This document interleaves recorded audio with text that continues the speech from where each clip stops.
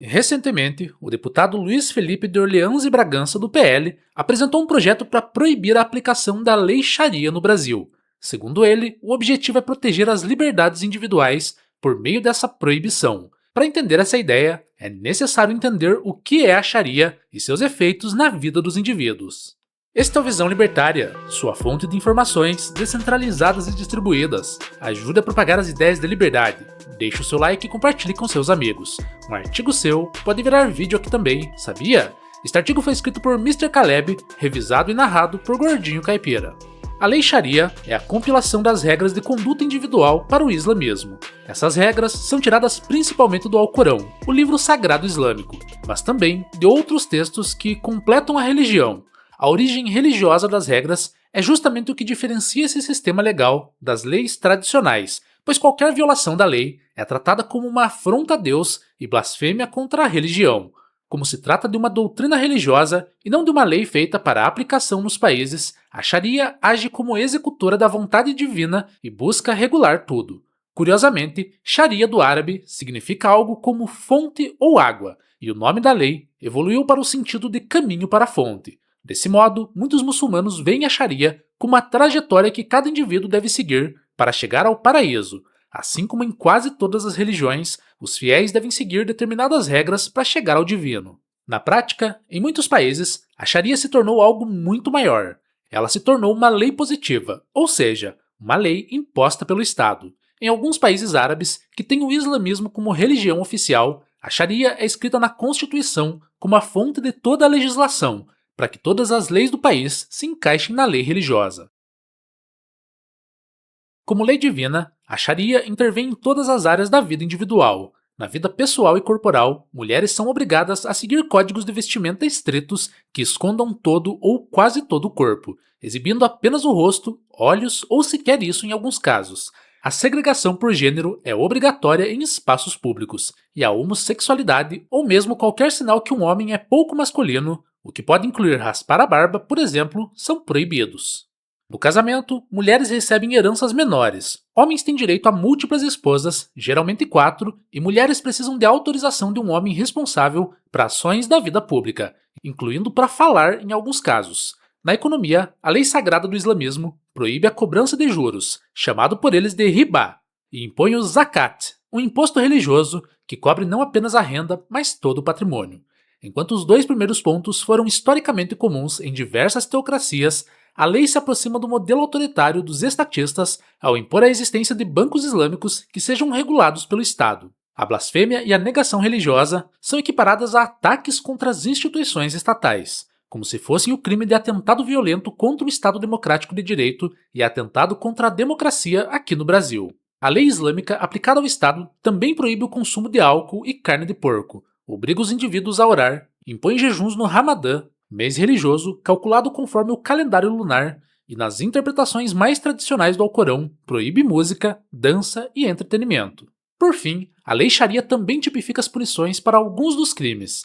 Em caso de roubo ou furto, o ladrão deve sofrer amputação, perdendo a mão direita no primeiro roubo, o pé esquerdo no segundo, a mão esquerda no terceiro e o pé direito como punição pelo quarto crime. Em caso de adultério, a punição é apedrejamento ou chicotadas, e aqueles que negam a religião devem quase sempre sofrer a pena de morte.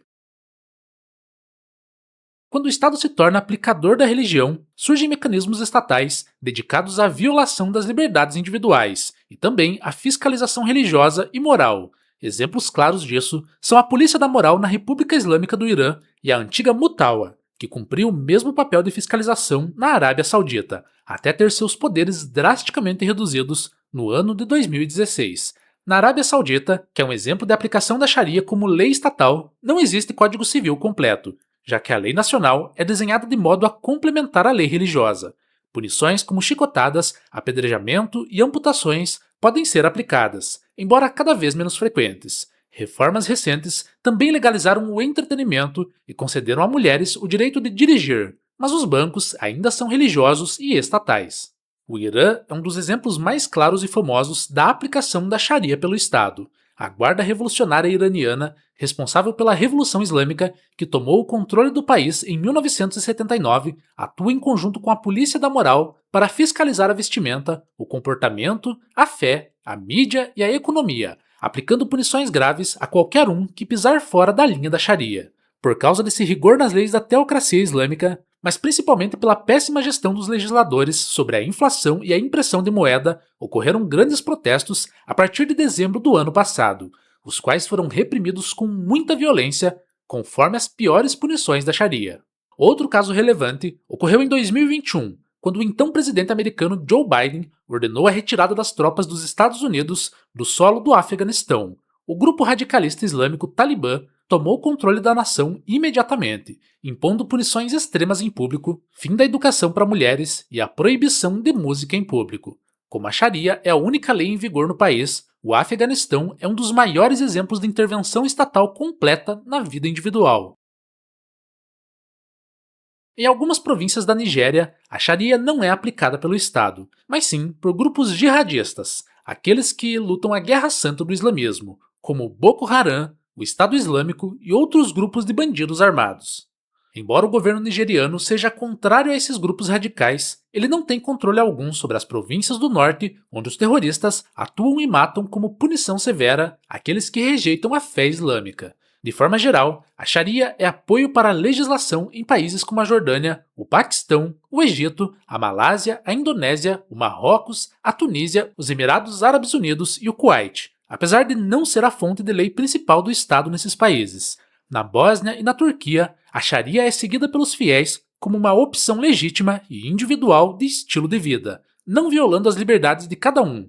Nesses exemplos, as regras são de acordo com a fé e os interesses pessoais, não violando o libertarianismo ou nenhuma liberdade individual. Por se tratar de um conjunto de regras tão rígidas e opostas a princípios constitucionais como o direito à liberdade, o deputado federal Luiz Felipe de Orleans e Bragança, famoso por ser bisneto da princesa Isabel e chefe da Casa Imperial Brasileira, propôs a proibição da Lei Sharia no Brasil. Segundo o congressista, o motivo pelo qual ele propõe esse projeto é para garantir que a Sharia nunca seja aplicada no Brasil, seja pelo Estado ou por grupos terroristas radicais. O deputado argumenta que, em algumas áreas da Europa, em países como a Suécia e a Alemanha, a Sharia é aplicada em periferias dominadas por refugiados. Dessa maneira, ainda que o Brasil não tenha participação notável de radicais islâmicos no domínio das periferias, o projeto de lei seria importante como medida de prevenção para possíveis casos futuros. Embora no Brasil as leis paralelas sejam aplicadas unicamente por facções narcoterroristas, como o Primeiro Comando da Capital e o Comando Vermelho, e também por milicianos, grupos terroristas como o Hezbollah operam indiretamente no país. No caso do Hezbollah, sabe-se que o grupo libanês vende drogas na tríplice fronteira com o Paraguai e a Argentina e lava dinheiro na região, com o objetivo de financiar o radicalismo islâmico no Oriente Médio. Por isso, a atuação do radicalismo religioso na aplicação de leis ou regras não é uma realidade completamente absurda para o Brasil. Após a proposição da lei, o deputado estadual Maurici, do Partido dos Trabalhadores de São Paulo, foi autor de uma representação criminal contra Luiz Felipe, por racismo religioso, na Procuradoria-Geral da República, ainda que o próprio autor do projeto tenha explicado que não tem nada contra a fé islâmica, apenas contra a imposição das leis religiosas no solo brasileiro. Enfim, é importante garantir que a lei religiosa não se imponha sobre as liberdades individuais. Para o libertarianismo, a liberdade individual é o direito básico que abre caminho para todos os demais direitos. Por isso, nenhuma fé deve ser imposta e nenhuma conduta individual deve ser forçada ou proibida se não ferir a liberdade do próximo. Obrigado pela audiência. Este é um canal colaborativo. Participe você também. Cadastre-se agora mesmo no nosso site visãolibertaria.com e envie seus artigos por lá. Os colaboradores recebem recompensas em Bitcoin. Inscreva-se no canal e clique no botão da campainha para ser avisado de novos vídeos. Até a próxima!